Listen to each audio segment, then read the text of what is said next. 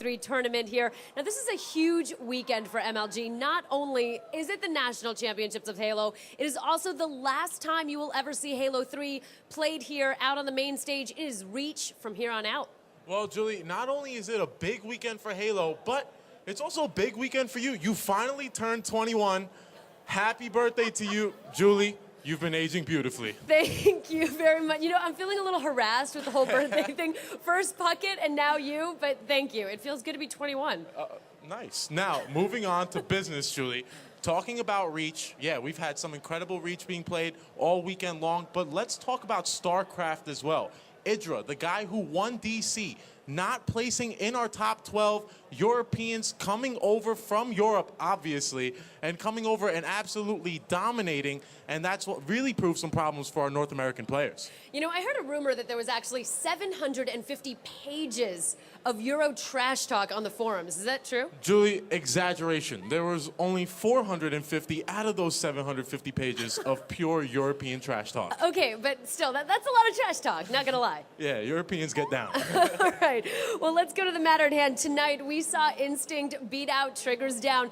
Now, let's go through this whole gameplay. The series was tied 2-2.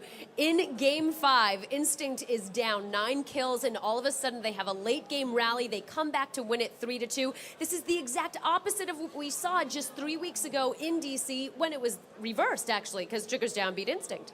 Yeah, both series went to Game 5, but Instinct getting the better of Triggers down this time, and it was because they played great Halo down the stretch. Being down 9 kills in a Slayer game, getting it together, communicating, and getting it done. That's what Instinct does, and that's why they're championship material. Well, they did a great job. We'll see what they can do tomorrow when it really counts.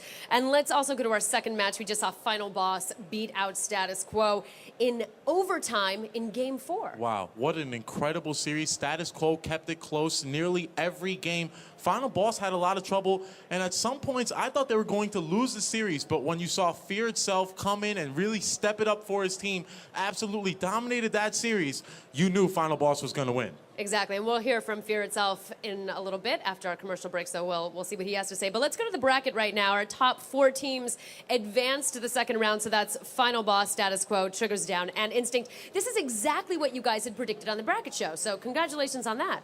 Thank you, Julie. And yes, we did predict our top 4 teams moving on, and then in our second round, we saw Instinct move on, and now we saw Final Boss move on. So tomorrow, we are going to see the match that we thought we were going to see in our winners bracket finals, Final Boss versus Instinct, and it's all going to come down to who's playing hot.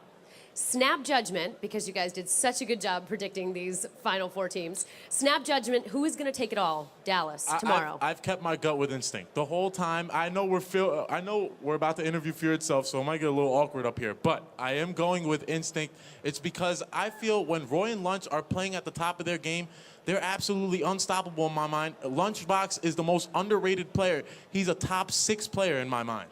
All right, well, we're going to take a quick break. When we come back, we will be joined by Fear from Final Boss. Stick with us. We'll be right back.